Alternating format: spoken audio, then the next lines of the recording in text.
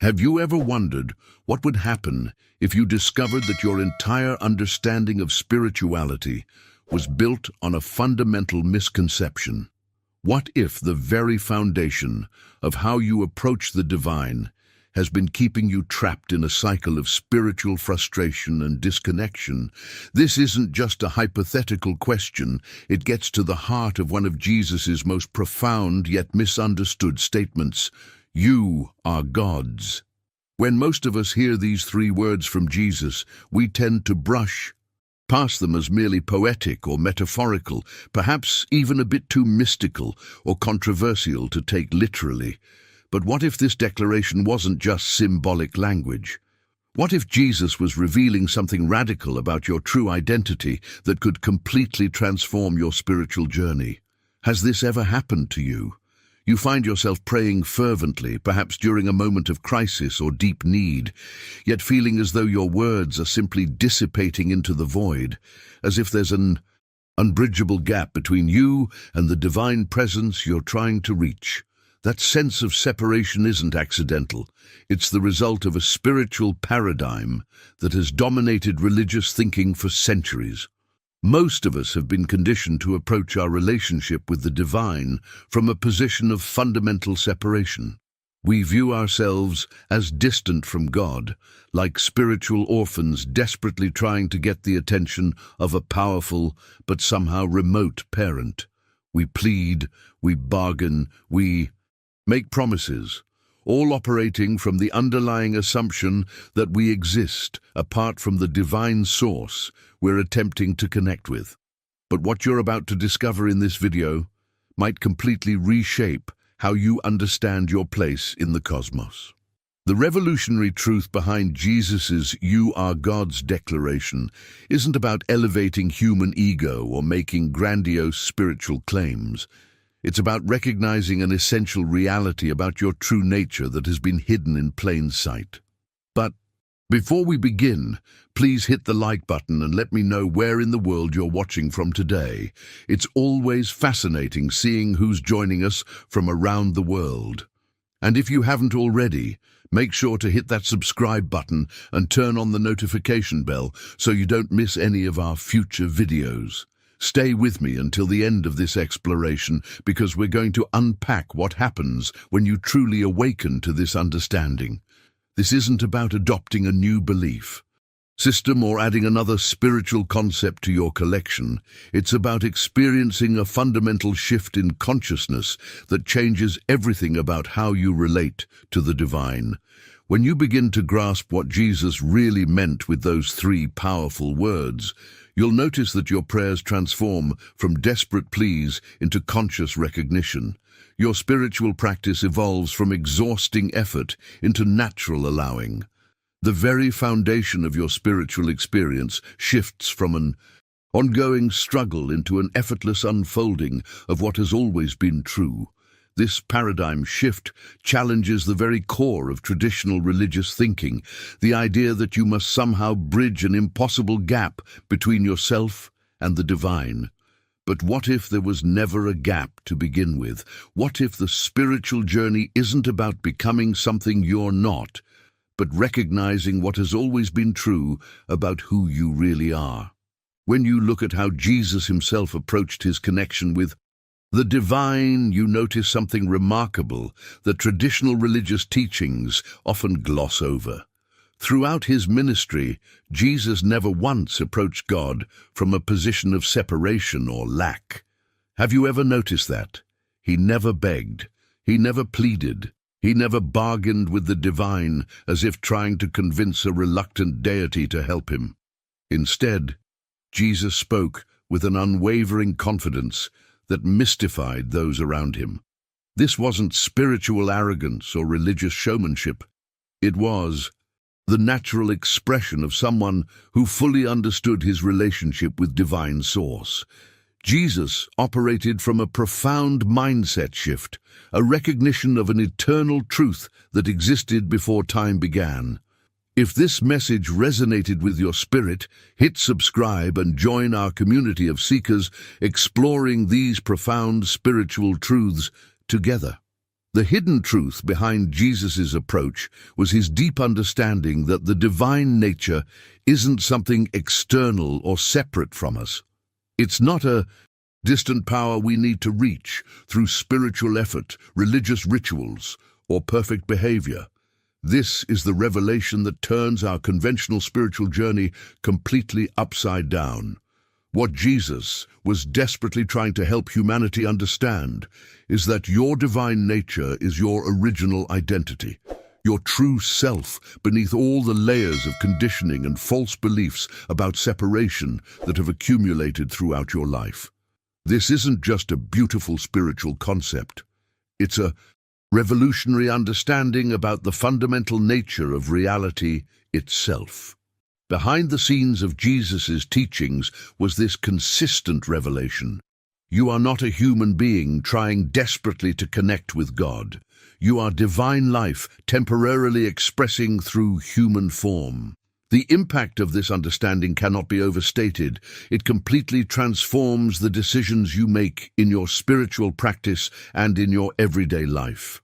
When Jesus declared, "You are God's," he was pointing to this profound truth about your original nature. The divine isn't something you need to search for, strive toward, or somehow convince to help you.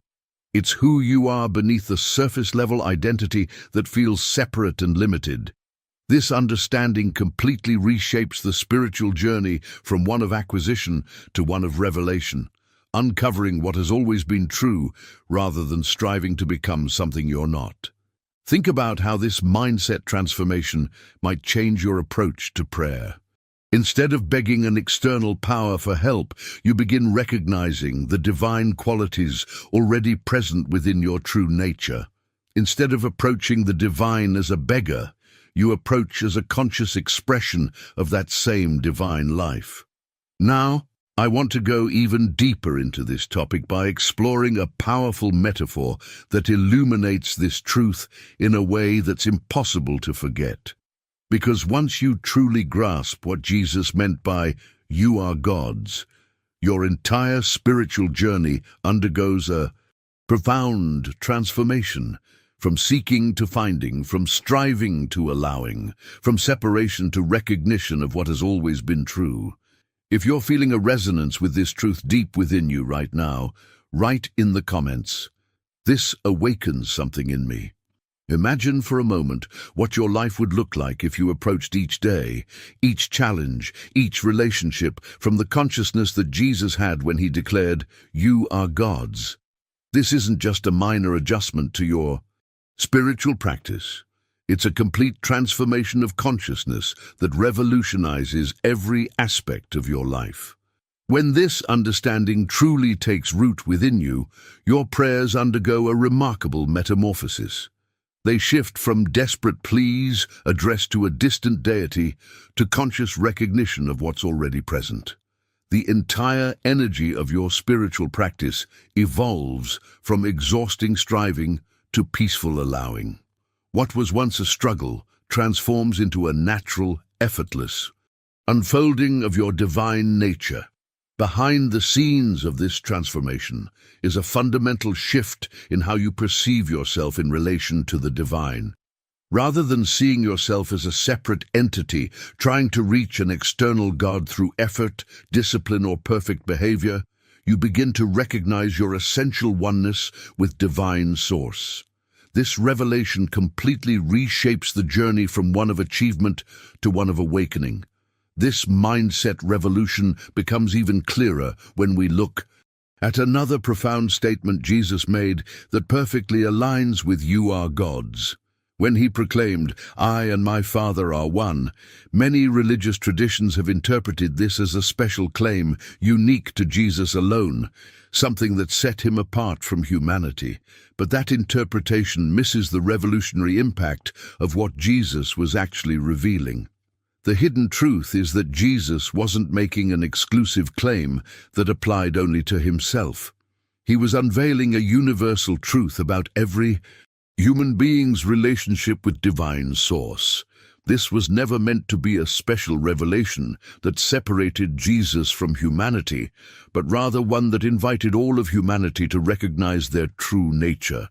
The decisions we make from this understanding are entirely different from those made from a mindset of separation.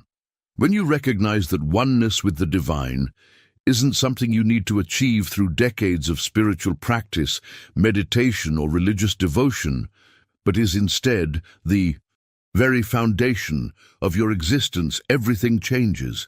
Your spiritual journey shifts from seeking something outside yourself to recognizing what has always been present within and expressing through you. This realization isn't about inflating the human ego or claiming some special status. It's about aligning your conscious awareness with the deeper reality of your being. It's about removing the veils of misperception that have hidden your true nature from yourself. The impact of this understanding ripples through every aspect of your life, from how you pray, to how you relate to others, to how you face life's inevitable challenges. Now, I want to explore a powerful metaphor that makes this truth impossible to misunderstand. A metaphor that completely transforms how you perceive your relationship with the divine source. Because once you truly grasp this principle, you'll never again approach spirituality from a mindset of separation and lack. If you're beginning to see your spiritual journey in a completely new light through this understanding, write in the comments, "I see my divine nature." Imagine the vast ocean with its countless waves rising and falling across its surface. Now, consider this revelation. A wave is not separate from the ocean trying desperately to become oceanic. It already is ocean temporarily expressing in wave form. The wave's entire existence, substance and power come directly from the ocean itself. Its very being is oceanic in nature, regardless of its temporary appearance as a distinct form. Click the subscribe button now to continue this journey of spiritual awakening as we explore what it truly means to live from the understanding that you are God's. This metaphor isn't merely a beautiful analogy. It's a profound revelation about the nature of reality itself and your place within it. You are not a human being trying to reach God through spiritual practices, perfect behavior, or religious devotion. You are divine life, temporarily expressing in human form. The boundary we perceive between humanity and divinity exists only in our perception, not in the fundamental nature of reality. The wave doesn't need to strive or struggle to become more oceanic. It simply needs to recognize what it already is. Similarly, your spiritual journey isn't about becoming something you're not. It's about recognizing what you've always been beneath the surface-level identity that feels separate and limited. Behind the scenes of this misperception is what Joel Goldsmith, one of the great mystical teachers of the 20th century, identified as the root cause of all human suffering: the belief in separation.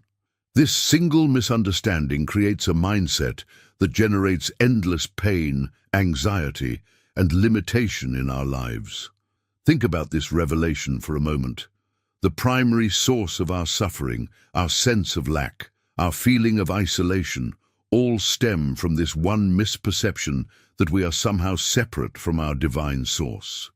When you begin living from the consciousness that the divine is your actual source and substance, not just poetically or metaphorically, but literally, everything changes.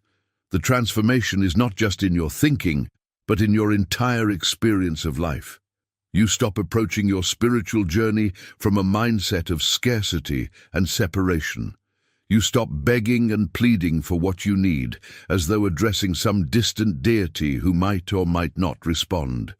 Instead, you start receiving, naturally recognizing that what you need is already present within the divine flow of your being. This shift in awareness creates a profound impact in how you navigate life's challenges. You stop efforting and struggling against the current of life, and you start allowing the divine nature to flow through you naturally and effortlessly. This doesn't mean your human life suddenly becomes problem-free, but rather that you approach those problems from an entirely different state of consciousness. The decisions you make from this place of understanding create entirely different results than those made from a consciousness of separation. Now, I want to explore what happens when this profound understanding begins to shape your everyday practices, particularly in how you approach prayer. Because the practical power of this realization becomes crystal clear when you're facing life's inevitable challenges and difficulties. If you've experienced moments of this profound sense of oneness, even briefly type "I am ocean, not just wave" in the comments below. Consider the stark contrast in how prayer transforms when you truly grasp what Jesus meant by "you are God's." A person who perceives divinity as distant and separate naturally prays from that mindset. "Please God, help me with this problem." Their entire approach stems from a consciousness of separation, lack, and dependency on an external power. It's the prayer of someone who fundamentally sees themselves as cut off from the divine source, but someone who has awakened to the truth that Jesus revealed prays in an entirely different way. Their prayer isn't about begging an external deity for intervention. It's about recognizing what's already present. They acknowledge that divine wisdom isn't something distant they need to acquire or convince to help them. It's already present within as their true nature and inheritance. This revelation completely revolutionizes the prayer experience. Prayer evolves from a desperate plea to a powerful recognition. It becomes less about asking and more about acknowledging what already is. This mindset shift doesn't just change your words, it alters the entire energy and effectiveness of your spiritual connection.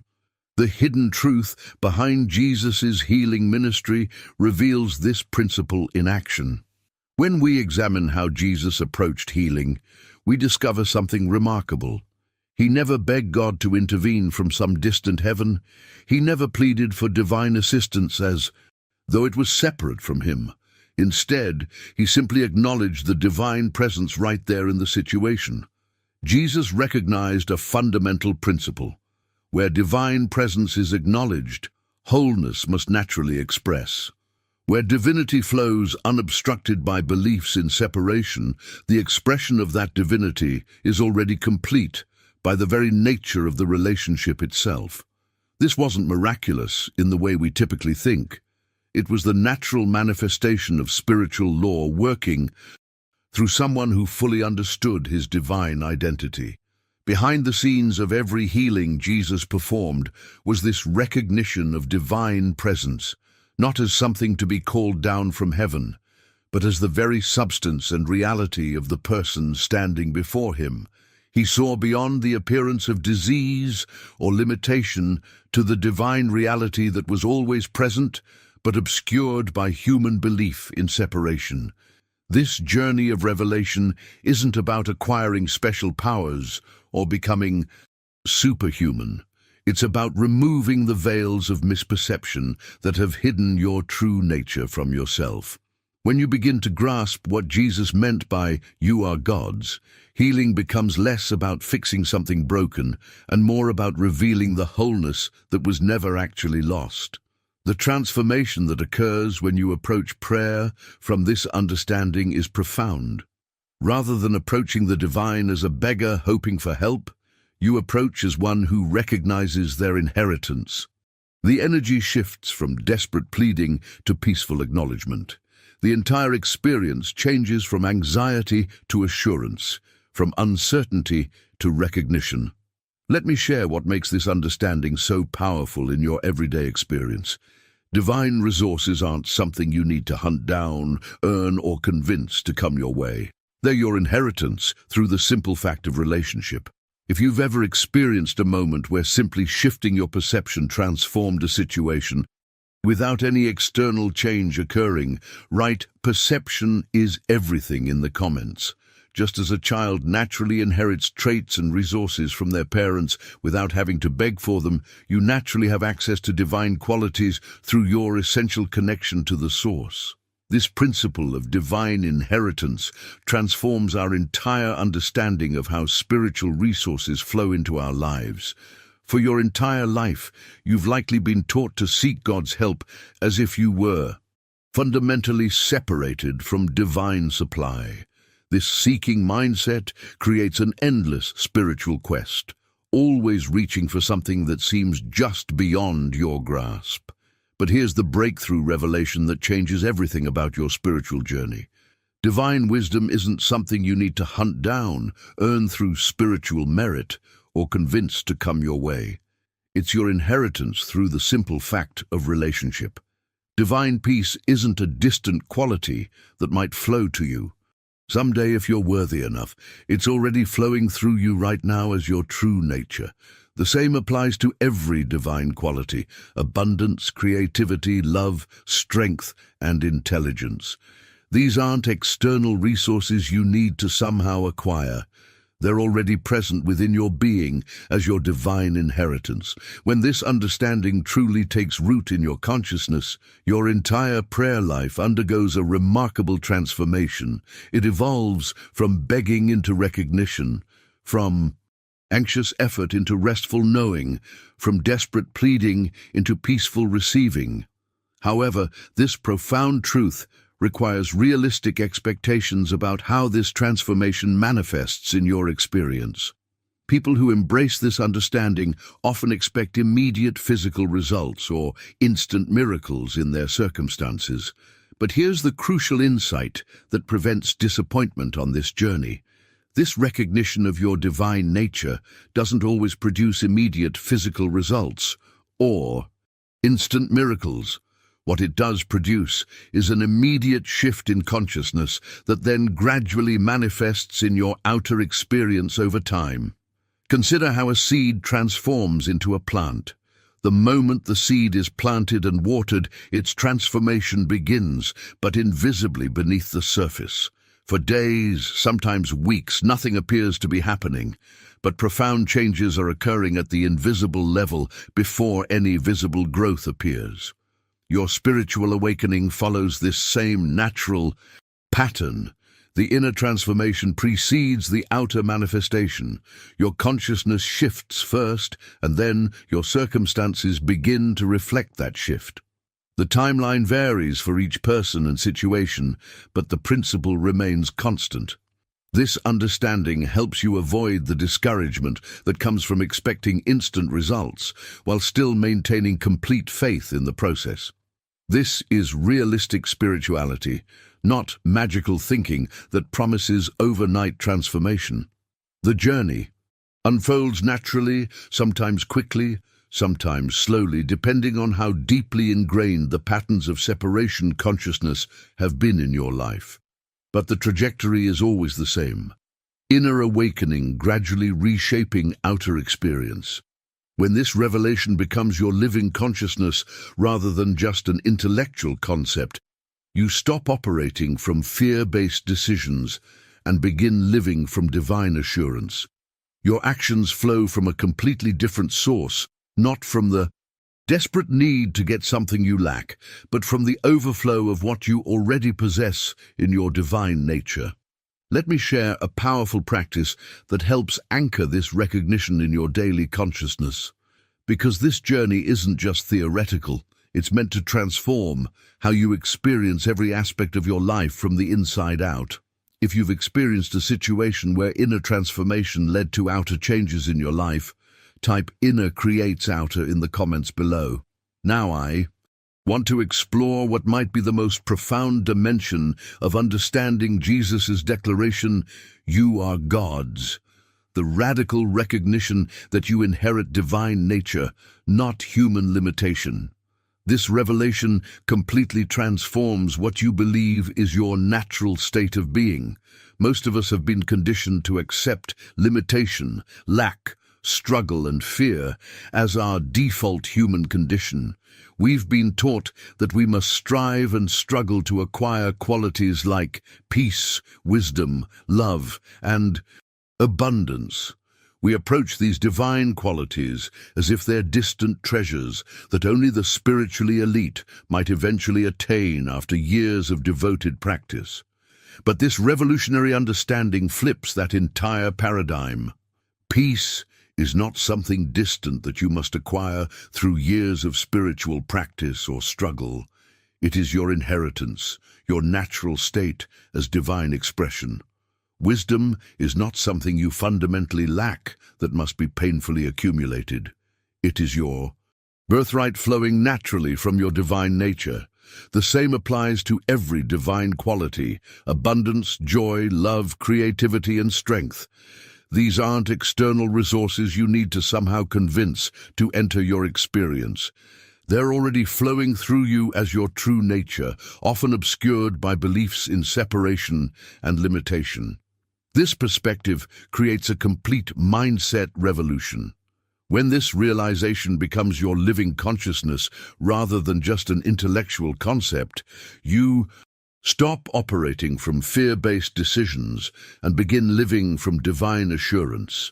Your actions flow from a completely different source, not from the desperate need to get something you lack, but from the overflow of what you already possess in your divine nature. Behind the scenes of this transformation is a fundamental shift in identity. You no longer see yourself primarily as a limited human personality struggling to connect with divinity. Instead, you recognize yourself as divine expression, temporarily experiencing human form. This doesn't make you arrogant or separate you from humanity.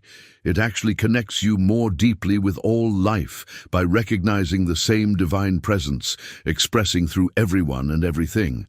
But this profound truth requires more than intellectual understanding. It needs to become your lived experience. That's where practical application becomes essential. Let me share a powerful practice that helps anchor this recognition in your daily consciousness. Begin by sitting quietly each morning for just 10-15 minutes before your day unfolds. This isn't complicated meditation requiring special techniques. It's simply quiet recognition. The revolutionary aspect is that you don't ask God for anything during this time. Instead, you simply acknowledge the truth. I am divine expression right now. My breath, my consciousness, my very being in this moment is divine life expressing. As thoughts of problems, concerns, or limitations naturally arise, don't fight them or try to suppress them. Instead, gently return to recognition. Divine presence is my true nature.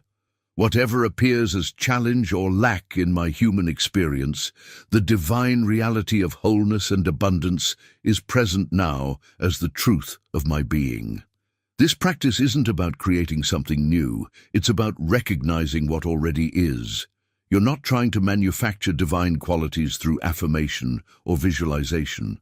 You're acknowledging the reality that exists beneath the appearance of limitation. This distinction makes all the difference in the effectiveness of your spiritual practice. Let me share another powerful practice that transforms how you move through your daily life while living from this recognition of your divine nature. Because the journey of awakening isn't limited to your quiet morning moments, it extends into every aspect of your life experience. If you've tried positive thinking techniques without lasting results, comment below with recognition over affirmation to share how this approach feels different to you. Throughout your day, particularly in those moments when you feel yourself straining against circumstances or becoming anxious about situations, there's a powerful practice that can create an immediate shift in your experience. I call it the pause practice, and it's deceptively simple yet profound in its impact. When you notice yourself feeling overwhelmed, frustrated, or anxious about any situation, pause for just a moment. Take one conscious breath, then silently acknowledge this truth. Divine intelligence is operating in this situation right now. This simple practice creates a remarkable shift in your experience. You'll literally feel yourself releasing the weight of trying to control outcomes through limited human will alone. This momentary pause and recognition interrupts the habitual pattern of separation consciousness that creates so much unnecessary suffering in our lives. Think of it as a pattern. Interrupt that shifts you from the limited human perspective to the broader divine perspective in an instant. This isn't about denying or ignoring real challenges. It's about approaching them from a completely different level of consciousness. The breakthrough happens when you realize you don't have to solve every problem through human effort alone. There is a higher intelligence, a divine wisdom that is already operating in every situation when you step aside and allow it to flow. A woman named Sarah practiced this during a particularly stressful work situation where everything seemed to be falling apart. Instead of pushing harder with human will and getting more frustrated, she paused several times throughout the day to acknowledge, divine intelligence is operating here right now. Within hours, solutions began appearing that no one had considered. This wasn't coincidence. It was the natural result of shifting from separation consciousness to recognition of divine presence. Now I want to reveal what might be the most profound dimension of living from the understanding that you are God's. Learning to live from cause rather than effect. In essence, this means training yourself to recognize that your divine nature is the invisible reality behind all visible forms and circumstances in your life. When you look at your bank account, practice seeing beyond the numbers, which are just effects, to the infinite substance that is your true source, which is cause. When you look at your body, see beyond the appearance to the divine life that animates it. This isn't denial of human reality, it's recognition of a deeper dimension that is equally real, but usually overlooked. This perspective revolutionizes how you respond to circumstances. Instead of constantly reacting to effects, the visible conditions and circumstances that appear in your life, you learn to live from consciousness of cause, the divine reality that precedes and produces those outer conditions. This journey of revelation shifts you from being a victim of circumstances to being consciously aligned with the creative principle that shapes reality. Living from this level of consciousness doesn't make you passive or unrealistic about practical matters. You still take appropriate human action, but those actions now stem from a completely different awareness. They flow from recognition rather than reaction, from abundance rather than scarcity, from trust rather than fear. This creates a fundamental transformation in the quality and effectiveness of everything you do. As we begin to live from this profound understanding that Jesus revealed, something remarkable happens in our experience. The spiritual journey that once felt like an uphill battle transforms into a natural unfolding of your divine nature. You begin to approach life not as a separate entity struggling to connect with divinity, but as divine expression having a human experience. If you've ever experienced a moment where shifting your perception of a situation completely transformed your experience without the situation itself changing, comment, "I've witnessed the power of perception" below. I share these teachings because I've witnessed their transformative power both in my own life and in the lives of countless others who have embraced this understanding. When you truly grasp what Jesus meant by "you are God's," something remarkable happens. The spiritual journey that once felt like an uphill battle transforms into a natural unfolding of your divine nature. You approach life not as a separate entity struggling to connect with divinity, but as divine expression having a human experience. This revelation doesn't make life perfect or problem-free, but it fundamentally changes how you experience those challenges. You face them from recognition of wholeness rather than from a sense of separation and lack. And this makes all the difference. If this message resonated with you today, if you felt something stir within you, As we explored what Jesus truly meant, I'd love to hear from you. Simply comment, "This truth awakens something in me, so I know this message found the right heart." If you found value in these insights, gently tap that like button. It helps others discover these transformative teachings who might be seeking exactly this understanding right now. And if you're not already part of our community, I invite you to subscribe and join us on this journey of spiritual awakening. Each week, we explore these profound truths that liberate us from limitation and reveal our divine nature. There's a video right here that takes this understanding even deeper, exploring how to apply this divine recognition in healing work.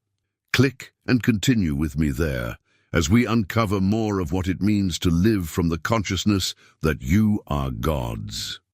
Have you ever wondered what secrets about consciousness and healing were revealed in the final whispers of one of the most profound spiritual teachers of the 20th century? What if the key to unlocking your true spiritual potential has been hiding in plain sight all along? But before we begin, please hit the like button and let me know where in the world you're watching from today. It's always fascinating seeing who's joining us from around the world. And if you haven't already, make sure to hit that subscribe button and turn on the notification bell so you don't miss any of our future videos. In the quiet moments of his transition from this world, Joel Goldsmith shared revelations so profound, so contradictory to traditional religious teachings, that they would fundamentally transform how we understand spiritual healing and consciousness itself. Has this ever happened to you? You study spiritual principles for years, practice all the right techniques, yet still feel something essential is missing from your practice. Joel's journey wasn't just about learning more spiritual concepts. It was about discovering how consciousness itself becomes the healing force that dissolves all limitation instantly. After decades of helping thousands through spiritual healing, writing revolutionary books, and studying with mystics, something remained hidden from Joel until those precious final moments when clarity struck like lightning through his awareness. What Joel realized in those sacred final days contradicts everything that conventional religion and even modern spirituality teaches. It goes beyond positive thinking, beyond prayer as most know it, beyond visualization and affirmation techniques. Stay with me until the end, because this revelation isn't just another spiritual philosophy. It's the master key that makes every other practice work effortlessly. The fundamental principle that anchored Joel's teachings was deceptively simple. I of myself can do nothing. The Father within doeth the works.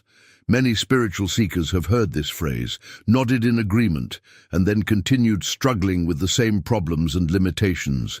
What you're about to discover might surprise you, because Joel's final breakthrough wasn't just understanding this principle intellectually, but discovering how to activate it instantly in your life. Most of us approach spirituality like a cosmic vending machine. Insert enough prayer, meditation, and positive thinking, and eventually receive healing, abundance, and happiness. But what if everything we've been taught about spiritual transformation is backward? What if the very effort to become more spiritual is precisely what blocks true transformation from happening? Joel discovered that most seekers, including himself for many years, were trying to use consciousness to get something from God. They were approaching the spiritual path as if they were separate from divine consciousness, needing to bridge a gap that doesn't actually exist. The revelation that changed everything was the complete opposite approach. A recognition so simple that the intellectual mind dismisses it as too easy, yet so profound that it works when nothing else will. Imagine for a moment what would happen if you stopped trying to become spiritually enlightened and instead recognized that spirituality is already trying to express itself as you. This isn't about becoming anything new. It's about, if these teachings resonate with you hit that subscribe button to join our community of seekers exploring consciousness and spiritual transformation. This isn't about becoming anything new. It's about recognizing what you've always been beneath the layers of conditioning and false identity. This recognition is the master key Joel discovered, the key that transforms every aspect of your life: health, relationships, abundance, not through struggle or effort, but through alignment with your true nature. When I first encountered this revelation in Joel's work, it felt like someone had just turned on the lights in a room where I'd been fumbling around in the dark. The hidden truth was that I'd been approaching my spiritual journey completely backward. Perhaps you've experienced this too. The exhausting cycle of spiritual seeking that never quite delivers the profound transformation we hope for. Joel's breakthrough was realizing that this master key makes all other spiritual practices work effortlessly. It's not that affirmations, visualizations, or meditation techniques are wrong. It's that without this fundamental shift in perspective, they remain surface-level tools that rarely create lasting change. They're like trying to fix a computer's hardware by changing the desktop background. The profound mindset shift Joel uncovered was that most of us are approaching spirituality incorrectly. We treat consciousness like a cosmic vending machine. Insert enough prayer, meditation, and positive thinking, and eventually receive healing, abundance, and happiness. We're trying to use consciousness to get something from God, as if we're separate beings negotiating with a distant power. But the journey Joel invites us to take flips this approach completely. Instead of trying to reach out to consciousness, what if you recognize that you already are the consciousness you seek? This isn't spiritual theory. It's a practical recognition that changes how you navigate every aspect of your life. Think about the revelations that come when you stop seeing yourself as a person with problems trying to connect with God, and instead recognize yourself as the very consciousness in which all experiences, including problems, arise and dissolve naturally. This doesn't mean your challenges magically disappear, but your relationship to them transforms completely. What makes this approach so impactful is that it works whether you believe it or not, whether you feel worthy or not, whether you understand it completely or not. Truth operates regardless of our opinions about it or our feelings of readiness. Your true nature as consciousness isn't waiting for you to become good enough to claim it. It's already what you are, waiting only for recognition. Now, I want to go even deeper into this topic by exploring how this recognition isn't just philosophical, it's intensely practical. Joel discovered that every healing, every demonstration of abundance, every moment of deep peace comes through one simple practice. It's a practice so natural that you've been using it unconsciously your whole life, yet so powerful that when accessed deliberately, it transforms everything. Write in the comments, "I am consciousness," if this perspective shift is starting to resonate with how you view your spiritual journey. This simple practice, Joel discovered, reveals a revolutionary insight. The secret isn't about getting health or attracting abundance, but recognizing that you already are what you seek. Most spiritual approaches focus on acquisition, getting something you lack, healing something that's broken, attracting something you desire. But Joel's revelation turns this entire paradigm on its head. When you recognize that you don't need to get health because you already are perfect life expressing, you don't need to attract abundance because you already are infinite supply, the entire framework of spirituality shifts from effort to recognition. This isn't about asking, begging, demanding, or even affirming.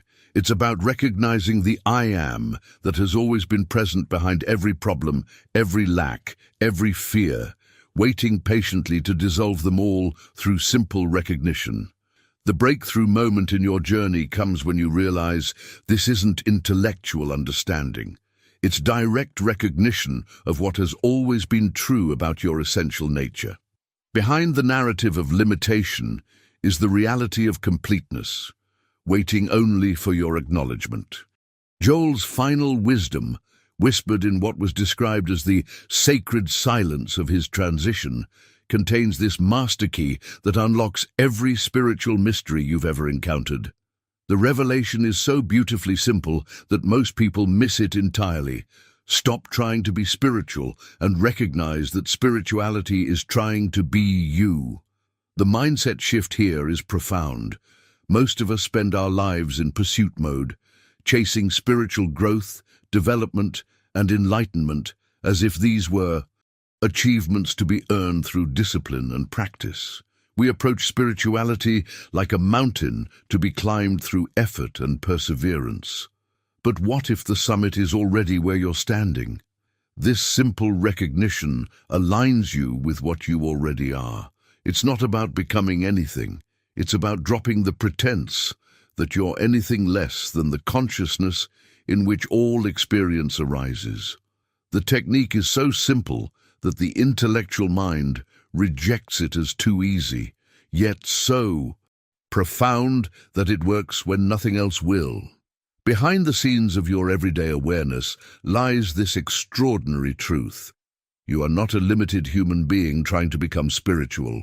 You are spiritual consciousness expressing as a human being. The hidden revelation isn't that you need to transform into something better, it's that you need to stop believing you're something less. This recognition creates an immediate impact because it aligns you with reality rather than with the story of separation and lack. It's not positive thinking or wishful imagination, it's seeing clearly what has always been true beneath the temporary appearances of limitation. Subscribe now to continue this journey of discovering your true nature as consciousness itself. We're exploring these profound insights that can transform your entire experience of life. Let me share how this recognition operates in real life through the stories of people who've experienced its transformative power. These aren't theoretical concepts, but lived experiences that demonstrate what happens when someone stops trying to use spirituality to fix their problems and instead recognizes their true identity as consciousness itself. Type "I recognize" in the comments if you're beginning to see how this shift from seeking to recognizing could transform your approach to spiritual growth. Let me share how this recognition manifests in real life through the stories of people who've experienced its transformative power. What's truly remarkable about Joel's final approach is its radical accessibility. Unlike complex spiritual systems that demand years of study, purification, or special qualifications, this revelation bypasses all that struggle by revealing a simple truth. You are the divine consciousness you've been seeking. Most people spend years studying spiritual texts, learning elaborate techniques, trying to purify themselves enough to deserve divine attention. The spiritual marketplace is filled with systems promising enlightenment after sufficient effort and dedication. But Joel discovered that the journey doesn't need to be so complicated. This shift in consciousness can be made by anyone without years of preparation or special qualifications. The revelation is that every person carries within them the complete solution to every problem they will ever face.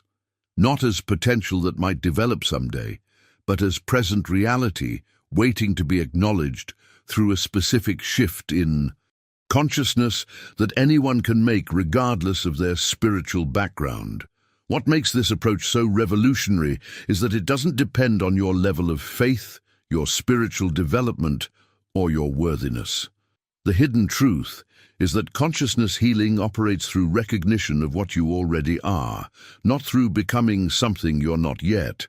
This is why those who appear to have no spiritual background sometimes experience more dramatic transformations than long-time seekers. They have fewer spiritual concepts blocking direct recognition. The practice involves a profound mindset shift from being the person who has the problem to being the consciousness that dissolves it. This shift works whether you believe it or not, whether you feel worthy or not, whether you understand it completely or not. Truth operates regardless of our opinions about it or our feelings of readiness. Behind the scenes of every healing is this fundamental shift in identity. When Margaret, who carried 20 years of chronic pain that no doctor could explain or heal, encountered Joel's teaching, she didn't change the pain itself. She changed her relationship to it. Within minutes of learning Joel's technique, she stopped being Margaret with pain and became pure awareness, observing an experience that couldn't touch her true nature. 3 days later, she woke without pain for the first time in decades. The profound decision she made wasn't to heal the pain, but to recognize her identity as consciousness itself, the awareness that remains forever untouched by any physical or emotional experience passing through it, like clouds through an endless sky. The pain didn't dissolve because she found a better treatment. It dissolved because she discovered who she really was beyond the story of suffering. This recognition isn't a form of spiritual bypassing or denial. It's seeing clearly what has always been true beneath temporary appearances. When Robert faced financial ruin, after his business collapsed, he didn't ignore the practical problems. He approached them from his true identity as consciousness rather than from desperation. If you've ever experienced a moment where a problem suddenly lost its grip on you without anything external changing, comment, "I felt this shift." You've already experienced this recognition, even if momentarily. Let me take you deeper into Margaret's story. For 20 years, she lived with chronic pain that defined her entire existence. She tried everything: medications that eventually stopped working, surgeries that only made things worse, alternative therapies that offered temporary relief before the pain returned even stronger. Medical specialists couldn't explain her condition, and psychology offered no lasting solution. Her identity had become completely wrapped up in being a person with chronic pain. What happened when she encountered Joel's teaching wasn't a new treatment for her pain. It was a revelation about her relationship to it. Within minutes of learning the technique, Margaret experienced a profound identity shift. The pain remained exactly the same physically, but she no longer identified herself as Margaret with pain. Instead, she recognized herself as pure awareness, observing an experience that couldn't touch her true nature. This wasn't positive thinking or denial. It was recognition of a deeper reality that had always been true, but had been obscured by her identification with suffering. 3 days later, she woke without pain for the first time in decades. The transformation wasn't just physical, but existential. She had discovered who she really was, beyond all temporary conditions. Robert's journey reveals another dimension of this practice. After losing everything in a business collapse that destroyed his reputation and left his family facing foreclosure, he was drowning in shame and desperation. He understood spiritual principles intellectually. He could quote scripture about abundance and affirm prosperity daily, but these practices remained intellectual exercises that couldn't bridge the gap to his practical reality of mounting bills and dwindling resources. The breakthrough came when Robert stopped trying to fix his circumstances from the position of a desperate person and started recognizing himself as the consciousness in which both prosperity and poverty appear as temporary experiences, neither touching his true infinite nature. This wasn't escaping into spiritual fantasy. It was seeing clearly what had always been true beneath the appearance of limitation. Within weeks, unexpected opportunities emerged seemingly from nowhere. Former clients returned with new projects. New partnerships formed naturally, but the real transformation wasn't the external circumstances. It was Robert's unshakable peace, knowing that his true identity as infinite consciousness could never be threatened by any financial condition. Revolutionary insight behind both these journeys is that they didn't become more spiritual or develop new powers through practice and discipline. They simply recognized what had always been true, but temporarily forgotten. They are the very consciousness they had been seeking to contact, please, or convince to help them with their problems. This recognition creates a profound paradigm shift in how we approach challenges. Instead of seeing problems as threats to overcome through effort, we recognize them as temporary experiences arising in consciousness, our true identity. This doesn't mean ignoring practical action, but taking that action from a completely different starting point, from wholeness rather than lack, from peace rather than desperation. Sarah's story offers yet another perspective on how this recognition transforms our relationship with emotions that seem to control our lives completely. After years of struggling with depression that medication couldn't lift and therapy couldn't permanently cure, recognition shifted everything. If you've experienced a moment where seeing yourself differently transformed a situation without anything external changing, Sarah's story offers yet another perspective on how this recognition transforms our relationship with emotions that seem to control our lives completely. After years of struggling with depression that medication couldn't lift and therapy couldn't permanently cure, Sarah felt trapped in a mind she couldn't escape or heal. The depression wasn't just sadness, it was a heavy blanket of hopelessness that made simple daily activities feel overwhelming. She had tried everything: antidepressants, therapy, exercise, meditation, yet nothing provided lasting relief from the mental anguish. Her breakthrough came when she encountered Joel's teaching about consciousness recognition. Rather than fighting the depression or trying to replace negative thoughts with positive ones, Sarah learned something revolutionary. She could stop identifying with the depressed thoughts and emotions and start identifying with the awareness that observes them. This shift in perspective wasn't about escaping her feelings or denying their existence. It was about discovering her true position as the consciousness in which all mental states arise and dissolve naturally. The depression didn't vanish overnight, but Sarah's relationship to it transformed immediately. She discovered an inner stillness that no mood could disturb, the I am that exists prior to all psychological states and remains eternally free from every condition that seems to control human experience. What makes this approach so different from conventional treatments is that it doesn't try to fix what's wrong with you. Instead, it reveals what's eternally right about your true nature as consciousness itself.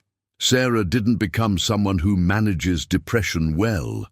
She recognized herself as the awareness in which depression appears and disappears without defining her essential being. To support this recognition, Joel taught what he called the witness position, a practice of observing experiences from the unchanging center of awareness rather than being caught in them completely. This creates immediate space between you and any problem or limitation that seems to control your life. It's the difference between saying, "I am depressed," and "I notice depression appearing in consciousness." You can practice this right now. Notice that you are aware of hearing these words.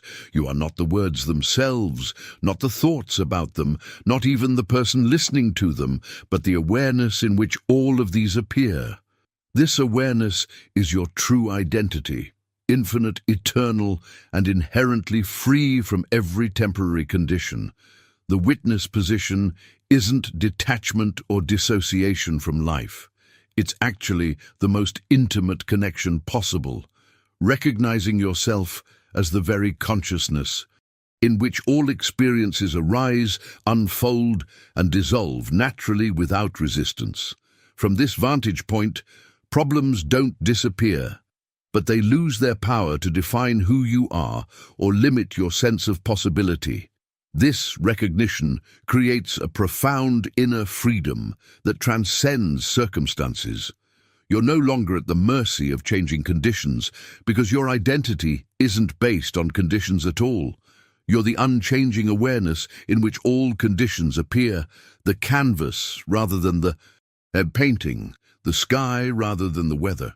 But Joel discovered that most people encounter a predictable challenge when attempting to maintain this recognition in daily life. If you've ever experienced moments where you suddenly realized, I am not my thoughts, or I am not this emotion, share I am the witness in the comments. But Joel discovered that most people encounter a predictable challenge when attempting to maintain this recognition in daily life. We've been conditioned to identify with our thoughts and emotions for so long that we automatically slip back into that identification, especially under pressure. Joel's discovery of the timeless awareness technique offers a profound solution to this challenge. Joel taught that every problem exists only in time, while your true nature exists outside of time altogether. Think about it. Worry requires a future that hasn't happened yet. Regret requires a past that no longer exists, and both depend entirely on time-bound thinking. When you shift your identity from the time-bound person to timeless awareness, problems lose their reality and power to affect your essential being. This isn't a mental trick or positive affirmation. It's recognizing the fundamental nature of consciousness itself, eternally present outside the stream of time in which problems appear to exist. When you feel your way into this present moment so completely that past and future disappear entirely, what problem could possibly exist? What lack could be real? What fear could have any foundation when only the eternal now is present?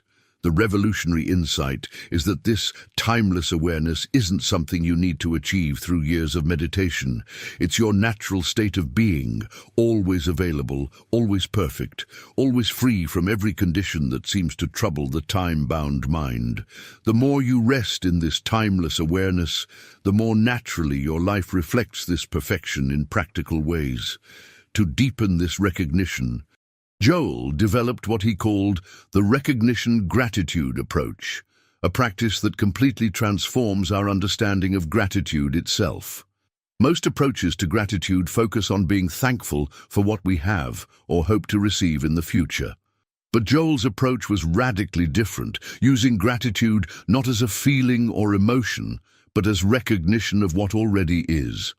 Instead of being thankful for what you hope to receive in the future, you become grateful for the completeness that already exists within you right now. This isn't positive thinking designed to attract good things. It's acknowledgement of the infinite supply, perfect health, and unlimited love that consciousness itself is. The profound revelation here is that you don't have these qualities as possessions. You are these qualities expressing as individual awareness. When you say, I am grateful that I am infinite supply itself, or I am grateful that I am perfect health itself, you're not making affirmations about what you want to become. You're acknowledging facts about your present nature. This recognition gratitude bypasses the usual spiritual trap of seeking to become what you already are. It establishes you immediately in the truth of your being and allows that truth to express naturally in your daily experience without force or struggle.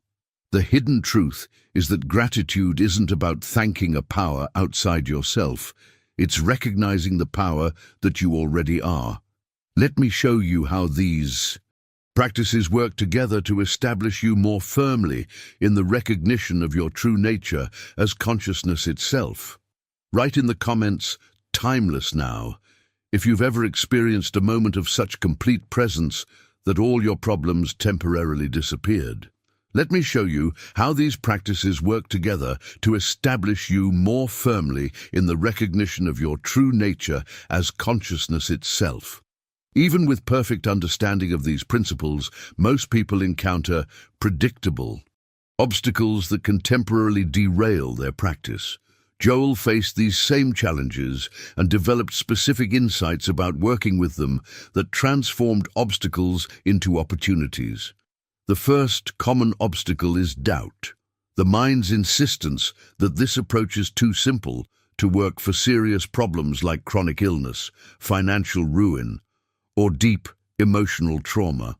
When we've been conditioned to believe that meaningful change requires struggle and effort, the simplicity of consciousness recognition can trigger skepticism. But here's the revolutionary perspective Joel discovered. Doubt is natural and doesn't disqualify you from success. Instead of fighting doubt or trying to eliminate it through positive thinking, Joel learned to welcome it as another experience arising in consciousness. When doubt appears, you can simply notice, I am aware of doubt arising in consciousness.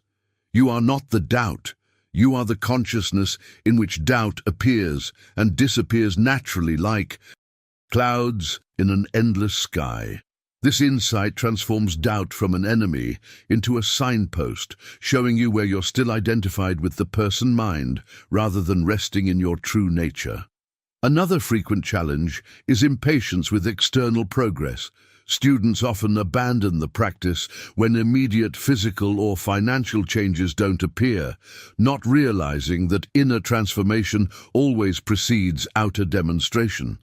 The breakthrough insight is understanding that consciousness shift happens instantly when recognition occurs, but its reflection in the world of form may unfold gradually according to a timeline beyond personal control. The key decision point is maintaining recognition regardless of external appearances or seeming delays. This isn't passive waiting but active recognition that you are consciousness itself, not a person waiting for consciousness to improve your circumstances.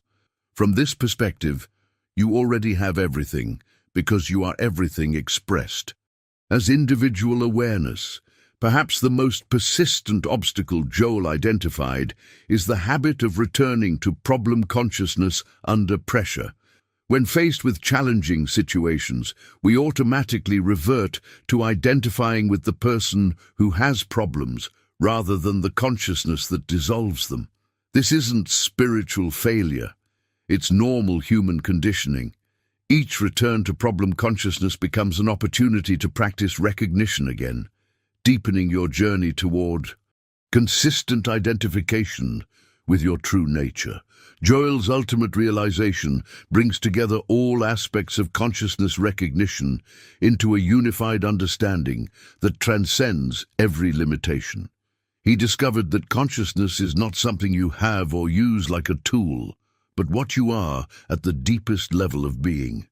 Every problem, every limitation, every fear exists only in the mistaken belief that you are something other than pure awareness itself expressing as individual consciousness. From this recognition flows natural healing, effortless supply, and unshakable peace, not as rewards for spiritual achievement, but as the natural expression of your true nature finally recognized and lived authentically. If you've been experiencing a sense of recognition while hearing these teachings, type "I am consciousness" in the comments to affirm this truth about yourself. As we come to the close of our exploration into Joel Goldsmith's profound insights, I hope you've glimpsed the revolutionary simplicity of his final understanding. The truth is, this recognition of your essential nature as consciousness itself isn't something you achieve through years of effort. It's what you already are beneath all appearances. If something within you resonated with these teachings, if you felt a quiet yes arising as you heard about shifting from person identification to consciousness recognition, it's because truth recognizes itself. Your true nature is already recognizing its reflection in these words. I'd love to continue this journey of discovery with you. If you found value in these insights, subscribe to join our community of consciousness explorers. We're diving deep into these transformative understandings every week, uncovering the practical applications of spiritual truth in everyday life. If you've made it all the way here with me, drop consciousness recognized in the comments. I read every comment and would love to hear which aspect of Joel's teaching resonated most deeply with you. And if this conversation opened something new for you, a simple like helps these teachings reach others who might be searching for exactly this understanding. Right over here, you'll find a video exploring how to apply consciousness recognition specifically to health challenges. It's the perfect companion to today's exploration.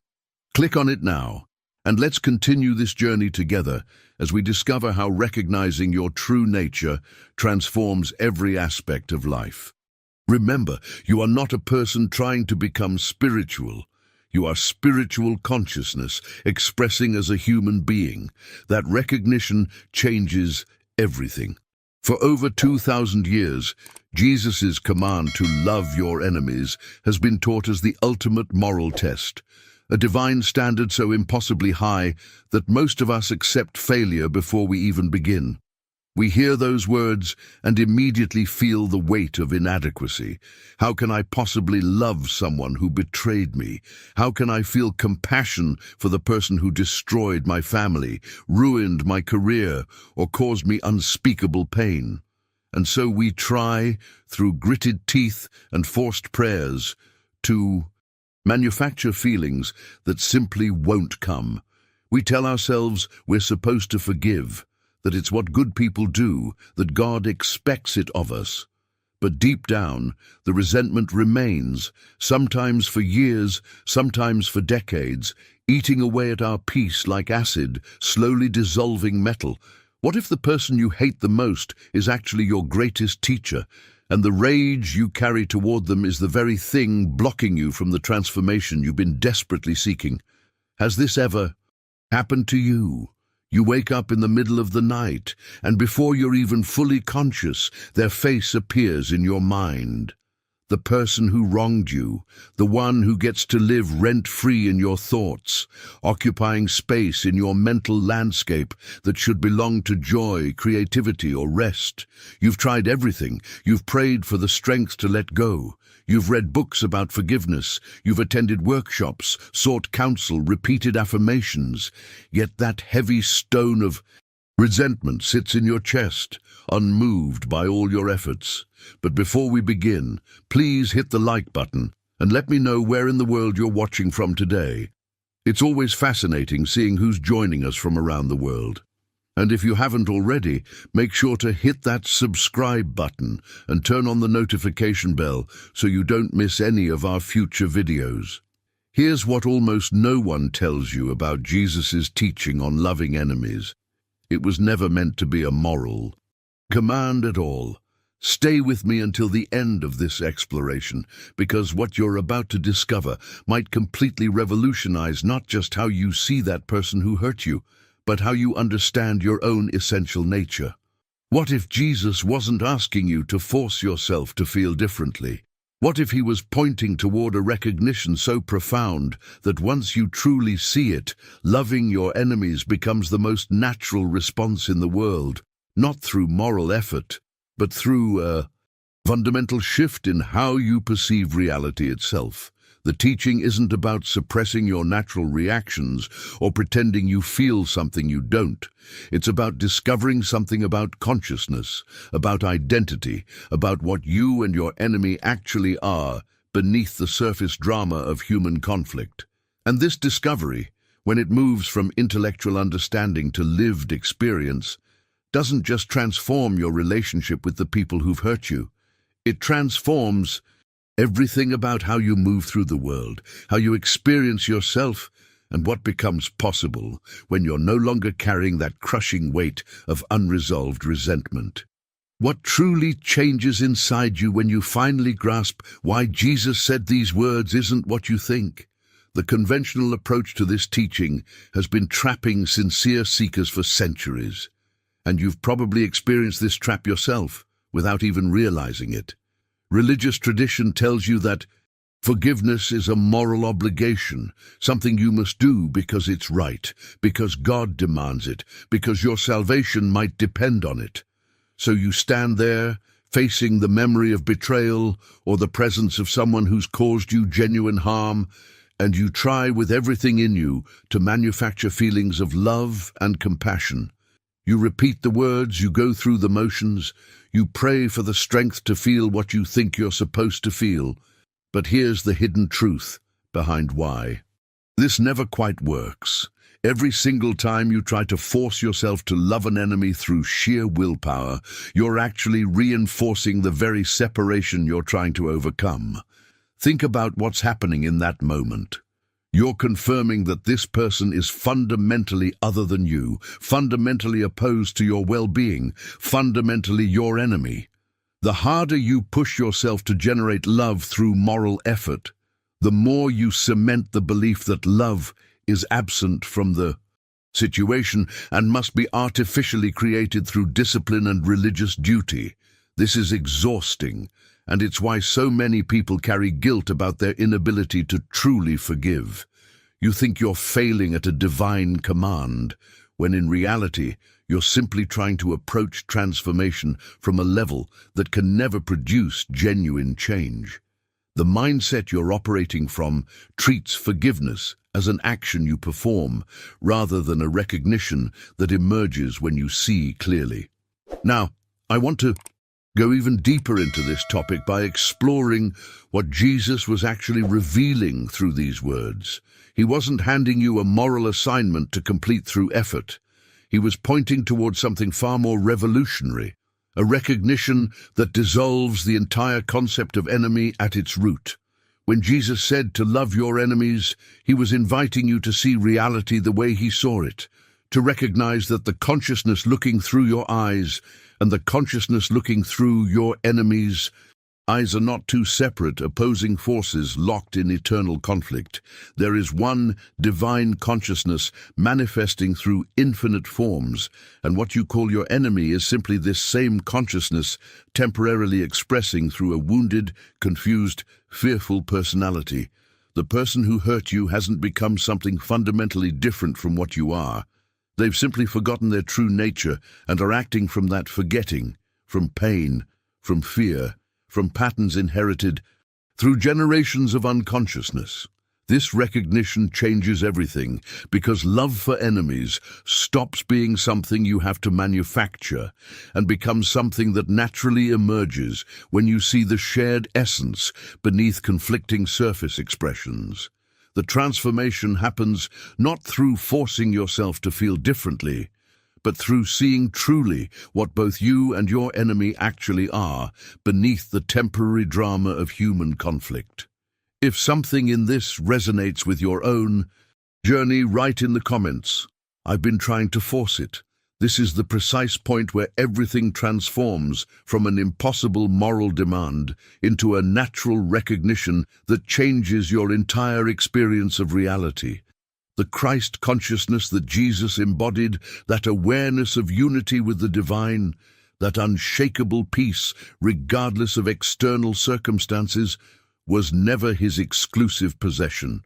It's the fundamental reality of what every being is beneath personality, beneath history, beneath behavior, beneath all temporary human experience. Your enemy, the person who betrayed you or caused you unspeakable pain, hasn't done anything that changes their essential nature as an expression of divine consciousness. Their harmful behavior flows entirely from forgetting this truth, from identifying completely with wounded ego and reactive patterns inherited through generations of pain. But beneath all of that, beneath the anger and the hurt and the defensive walls, the same infinite awareness that looks through your eyes also looks through theirs. This isn't poetic language designed to make you feel better. This is the literal truth about the nature of consciousness itself. And when you see it clearly, everything about how you relate to conflict transforms instantly. Joel Goldsmith, the spiritual teacher whose insights have transformed countless lives, discovered this truth in the most unexpected way. He didn't find it through years of studying scripture or following elaborate moral teachings. The breakthrough came in moments of deep stillness, when the constant mental noise finally quieted and something deeper could be seen. In that silence, he recognized with absolute clarity that the people he'd been struggling to forgive, the situations that had triggered his deepest resentment and judgment, were all expressions of the one consciousness that he himself was. This recognition didn't require him to approve of harmful behavior or pretend that real wrongs hadn't occurred.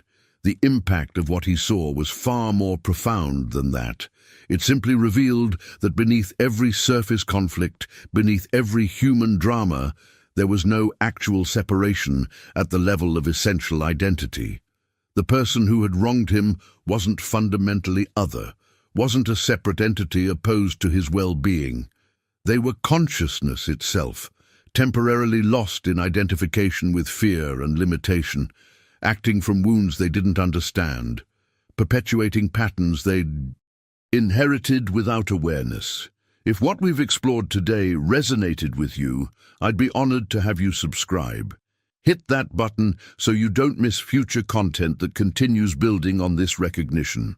This recognition dissolves resentment not through moral effort, but through seeing what's actually true. When you recognize that your enemy is consciousness itself, temporarily confused about its own nature, how can you continue to hate? The hatred doesn't get suppressed or transcended through discipline. It simply evaporates in the light of this understanding, the way darkness disappears the moment you turn on a light. The transformation happens at a level far deeper than emotion or thought, at the level of fundamental perception about what reality actually is. And once this shift occurs, once you've genuinely seen this truth even for a moment, you can never quite return to the old way of perceiving conflict. Something essential has changed in how you understand both yourself and those you once called enemies. If you've had glimpses of this deeper truth, write in the comments, "I see beyond the surface." When this recognition shifts from being just an interesting intellectual concept to becoming your actual lived experience, something genuinely miraculous begins unfolding in your daily life. Resentments that you've been carrying for years, maybe even decades, suddenly lose their grip on you. And this doesn't happen because you've finally mustered enough willpower to let them go, or because you've performed some perfect forgiveness ritual. It happens because you've seen through the illusion that created those resentments in the first place. The person you've been calling your enemy is revealed as a confused expression of the same consciousness you are, and once you see this clearly, the entire foundation of your anger collapses. How can you remain furious at someone when you recognize them as a temporarily lost version of yourself, acting from wounds they don't understand, perpetuating patterns they never chose? The anger doesn't get pushed down or transcended through heroic moral effort. It simply dissolves in the light of this recognition, the way darkness instantly disappears the moment you flip on a light switch. There's no struggle involved because you're not fighting against your natural reactions anymore. You're seeing reality differently, and that shift in perception naturally transforms how you feel. This explains why every previous attempt at forgiveness probably felt so exhausting and ultimately unsuccessful. You've tried before, haven't you? You've sat there determined to forgive, repeating the words, going through the motions, praying for the strength to let go. And maybe you achieved some temporary relief, some surface-level peace that lasted a few days or weeks before the resentment crept back in. That's because forgiveness, approached as a moral duty you must perform, keeps you trapped in the very separation you're trying to heal. You're attempting to bridge a gap between yourself and an enemy who remains fundamentally other in your perception, fundamentally separate from who you are. It's like trying to connect two sides of a canyon by stretching yourself across the chasm through sheer determination. The effort is genuine, but the underlying paradigm makes success impossible. When you recognize the shared consciousness beneath conflicting personalities, forgiveness stops being something you do and becomes something that naturally emerges when you see truly. You're not pardoning someone separate from yourself anymore. You're recognizing that at the deepest level, at the level of essential being, there was never actually anyone separate to forgive in the first place. The wound was real, the behavior was real, the consequences were real, but the fundamental separation between you and your enemy was always an illusion created by identification with temporary personality rather than eternal consciousness. This distinction might seem subtle, but its impact on your inner experience is revolutionary. The burden you've been carrying doesn't require years of therapy or spiritual practice to dissolve. It requires seeing what's actually true about the nature of consciousness, and once you see it, you can't unsee it. If this understanding is beginning to shift something in you, write in the comments, "I'm ready to see differently." The practical impact of this recognition extends directly into your most challenging relationships, the ones that have been sources of pain and frustration for years. That family member who's been pushing every button you have for decades suddenly appears differently to you. You still see their behavior patterns clearly. You're not blind to the dysfunction or the cycles they keep repeating, but you also begin seeing something you couldn't see before. You see the wounded child beneath the defensive reactions, the fear driving the aggression, the divine consciousness beneath the confused personality, desperately trying to protect itself the only way it knows how. This shift in perception doesn't mean you suddenly accept abuse or maintain unhealthy boundaries. That's a crucial distinction many people miss when they first encounter these teachings. Recognizing someone's essential nature doesn't require you to tolerate harmful behavior or sacrifice your well-being. What it means is that you respond from clarity and compassion rather than from reactive anger and hurt. You can address harmful behavior, set firm boundaries, even remove yourself from toxic situations, all while not carrying the poison of resentment in your system. You're seeing the behavior as separate from essential identity, and that separation creates space for wise action rather than reactive patterns. Joel Goldsmith gave this quality a name that confuses people when they first hear it: divine indifference. The term sounds cold, doesn't it? It sounds like you're becoming detached, uncaring, emotionally numb to the suffering around you. But that's the exact opposite of what this actually describes. Divine indifference isn't about not caring. It's about discovering a profound inner stability that comes from recognizing your peace cannot be destroyed by anyone's behavior, because it's rooted in consciousness itself, not in circumstances. You care deeply about people and situations, perhaps more deeply than you ever have before, but you're not destabilized by them anymore. You can witness harm without being consumed by hatred. You can address wrongs without being overtaken by vengeance. You remain anchored in the recognition of what everyone truly is beneath their temporary expressions. And that anchoring gives you access to wisdom and compassion that reactive emotion could never produce. Think about what this means for how you move through your daily life. The colleague who undermines you at work still behaves the same way, but their actions no longer trigger that familiar spiral of anger and rumination that used to consume your evenings and weekends. The family gathering where that one relative always makes cutting remarks becomes something you can navigate with grace, because you're no longer taking their words as attacks on your essential being. You see them clearly, you respond appropriately, but you're not carrying their confusion as your burden. This is what living from recognition looks like in practical terms. It's not about becoming perfect or never feeling hurt. It's about discovering a foundation that remains stable regardless of the storm. And from that stability, entirely new responses become available to you. If you're beginning to experience this inner stability, write in the comments, "My peace is not dependent The question that naturally arises is, how do you actually live from this recognition in the middle of ordinary life? When someone cuts you off in traffic and rage flashes through your body, when a colleague betrays your trust and every cell screams for revenge, how do you access this consciousness in those heated moments? Joel Goldsmith offered something beautifully practical that anyone can use immediately. He called it maintaining a listening attitude throughout your day. It's not complicated, and it doesn't require you to retreat to a meditation cushion for hours.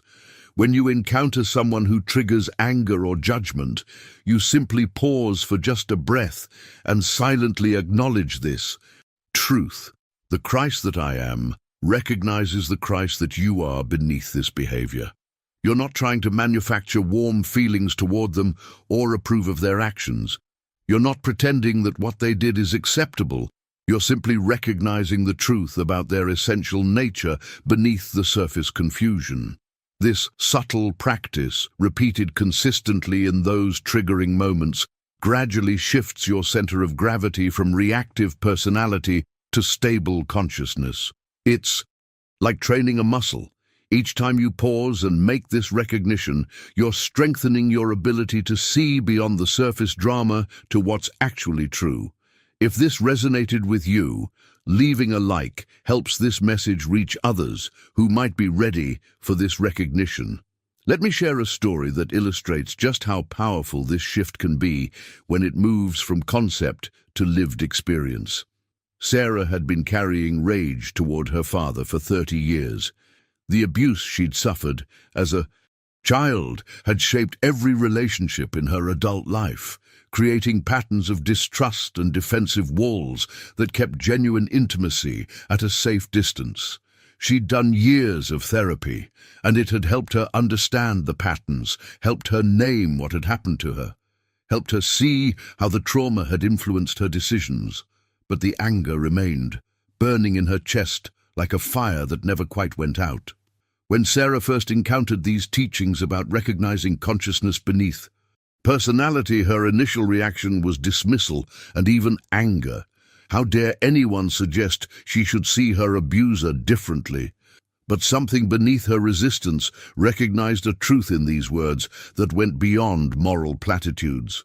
She began, tentatively at first, to practice seeing her father not as the monster who had harmed her, but as a deeply wounded person whose own unhealed pain had expressed itself as abuse. This recognition didn't excuse his behavior or erase the impact of what he'd done. The wounds were real, the consequences were real, and nothing about this practice minimized that truth. But what it did do was release her from the prison of resentment she'd been living in for decades. The peace that emerged wasn't something she achieved through moral effort or positive thinking. It was what naturally arose when she saw truly, when she recognized that the person who had hurt her was consciousness itself, lost in patterns of pain inherited through generations. If you've experienced or witnessed this kind of transformation, write in the comments, "Recognition sets me free." There's a crucial distinction here that many people miss when they first encounter this teaching, and it's important to address it directly, because without this clarity, the entire message can be misunderstood in dangerous ways. Recognizing the divine consciousness in everyone does not mean you accept abuse, maintain toxic relationships, or fail to address harmful behavior. This is not a teaching about becoming a doormat or allowing yourself to be victimized in the name of spiritual enlightenment. Jesus himself overturned tables in the temple when he witnessed exploitation. He spoke truth to power. He confronted injustice directly. Loving your enemies means seeing their essential nature clearly while responding wisely to their behavior. These two things are not in conflict. You can maintain firm boundaries with someone while recognizing their spiritual wholeness. You can remove yourself from a destructive relationship while still seeing the confused consciousness beneath the harmful actions. You can work actively to stop injustice to protect the vulnerable, to hold people accountable for their behavior, all while seeing the humanity in those perpetrating harm. The recognition doesn't lead to passive acceptance or spiritual bypassing, where you pretend everything is fine when it clearly isn't. It leads to wise, compassionate action that addresses harm without generating more suffering through hatred and vengeance.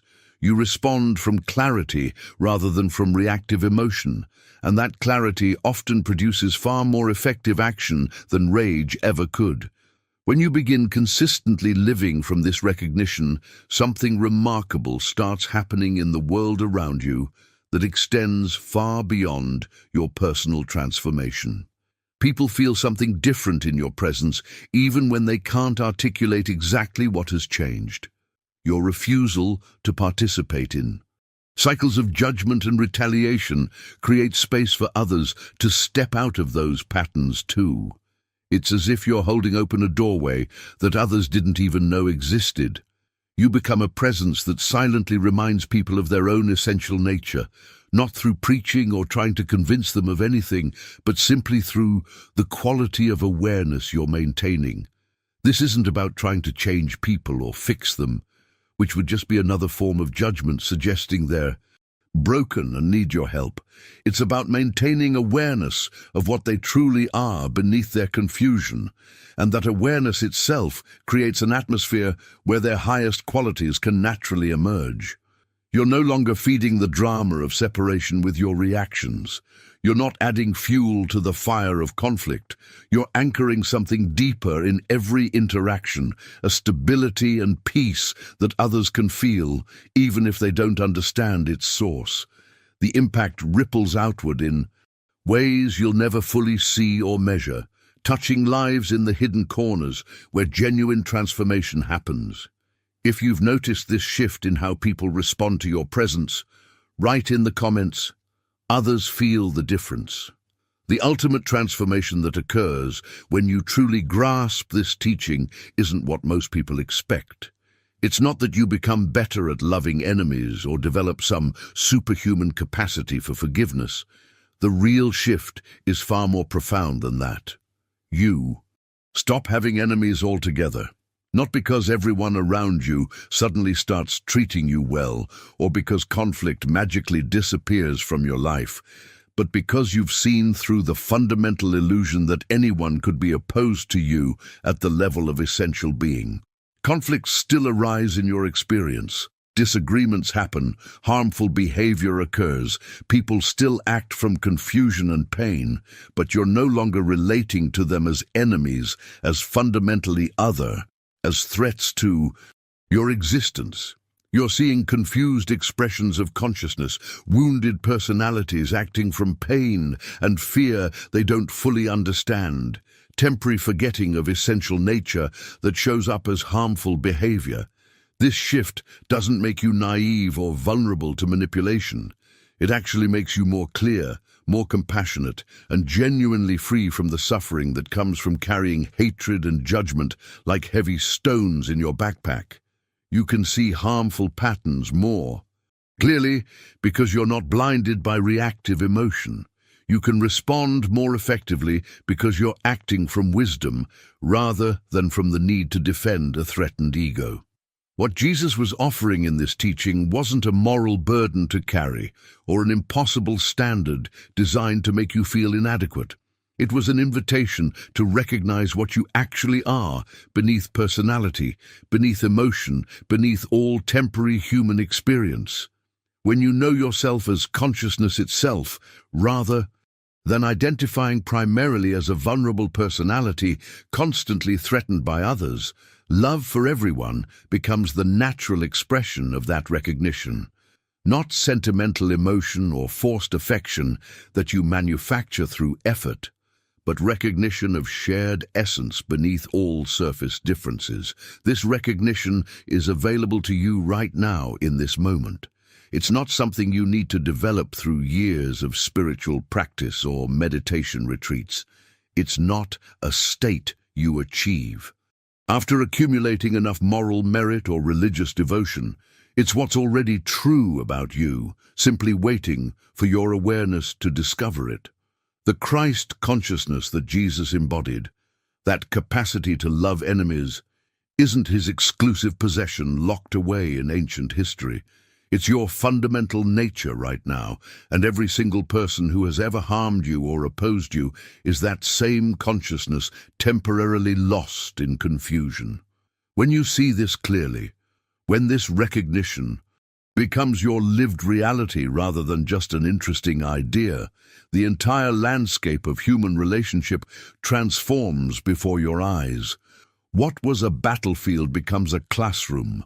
What was endless conflict becomes endless opportunities for recognition.